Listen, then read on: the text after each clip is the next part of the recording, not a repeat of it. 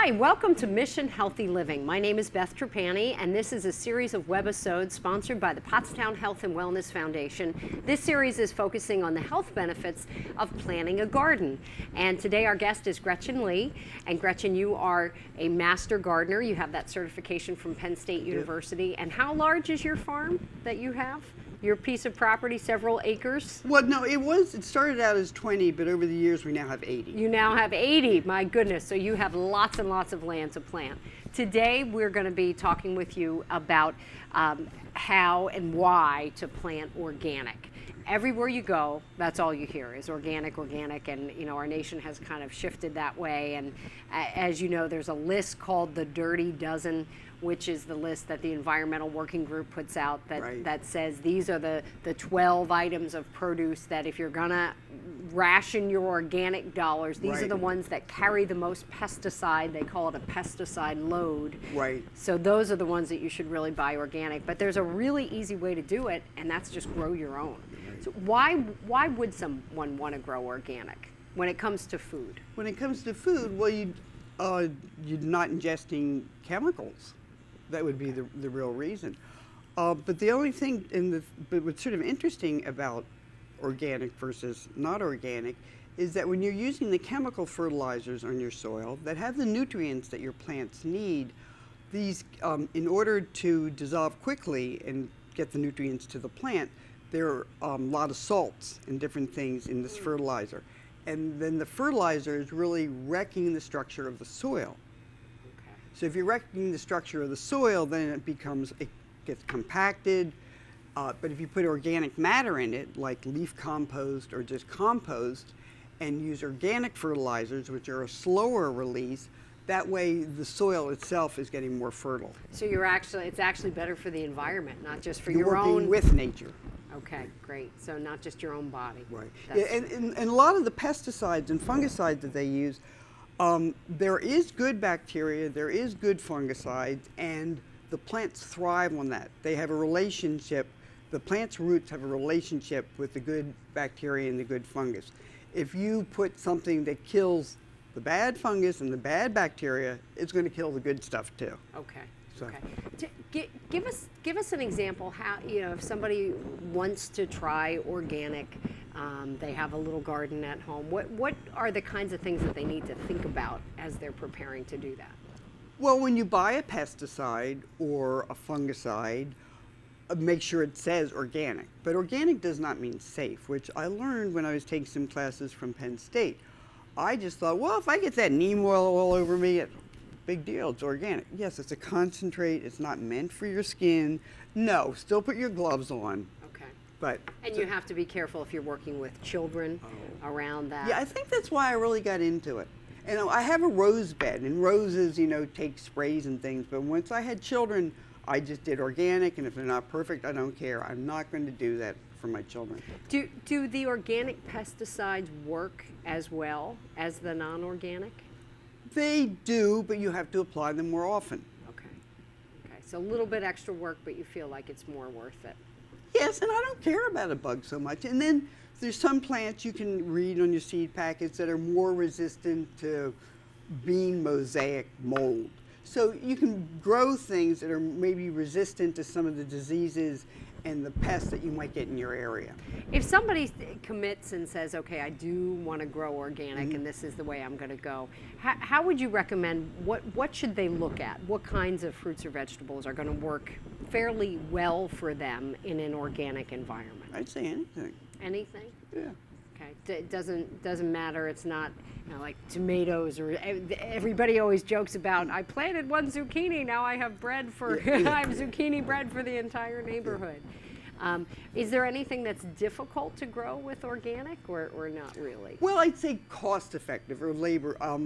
Rodale had, and they're known for their organic gardening magazine, they have apples, and they had a demonstration.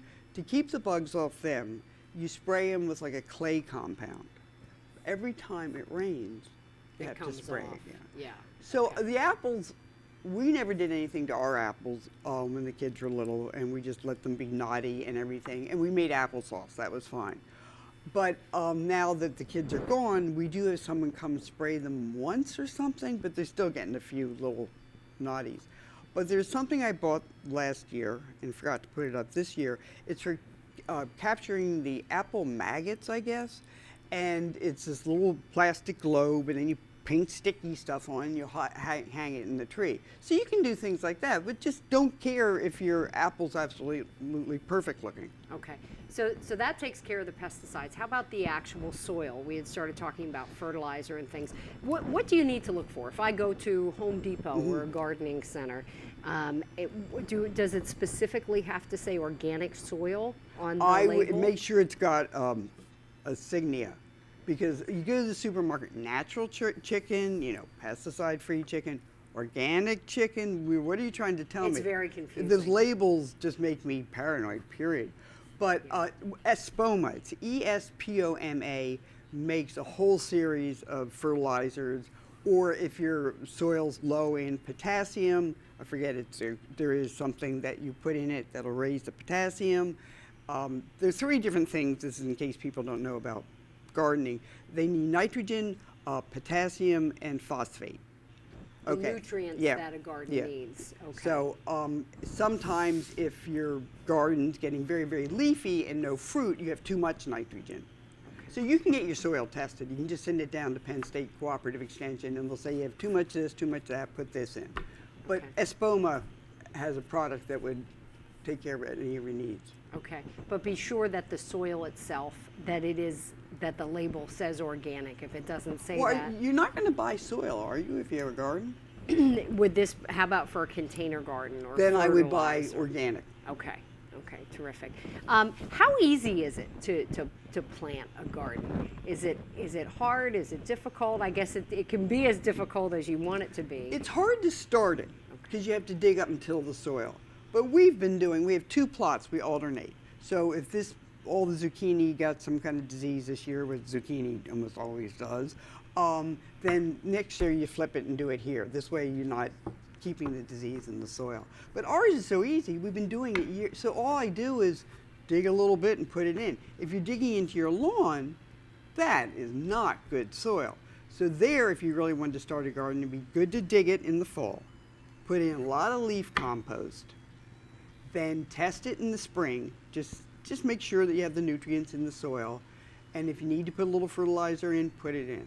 Okay. But it's just basically the initial is the hard digging. What if it's the spring and I forgot to dig it in the fall, or I just had the brilliant idea in the spring that I was going to start it? Well, you could try. I mean, you might have half decent soil. You might want to buy compost. Okay. To put that in, or you could do raised beds. All you need is about 8 inches. And how would you do a raised bed for somebody who isn't familiar with that? You can just do a mound and mound it all on top. That's sort of sloppy.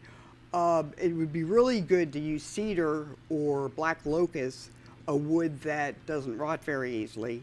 And you would just sink 4 posts in the ground, nail up your boards, and then put all your soil on top of that. So that would entail buying soil that you would bring in and do that. Yeah, you buy good topsoil. And you can get mushroom soil.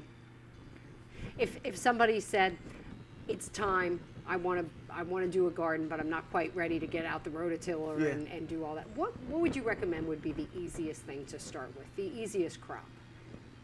Is it going to be a garden, or can we do pots? Either one. Well, it depends what you want to grow. I mean, some things like beans you want to grow a lot of, but you can do that in containers, and you can do pole beans. You could just have a long, thin container. It's about this deep, and you could put up a trellis and just do beans that way. That's fun for kids. How about tomatoes if I wanted to grow You can grow them in pots. Anybody can do that. There's some, though, that are bred for the pots. Okay. And they're getting better. You know, because you breed for different reasons. If somebody has questions, obviously there's a lot of information online, but also just ask at your local garden center. Right. Great. Right. Okay. And you can call Penn State Cooperative Extension. Terrific. Okay. They're in Collegeville. Great. Okay. Gretchen, thank you so much. We appreciate your time and your expertise, and we hope everybody will consider planting a garden and do it organically. This is Mission Healthy Living, sponsored by the Pottstown Health and Wellness Foundation, and you can find us at missionhealthyliving.org.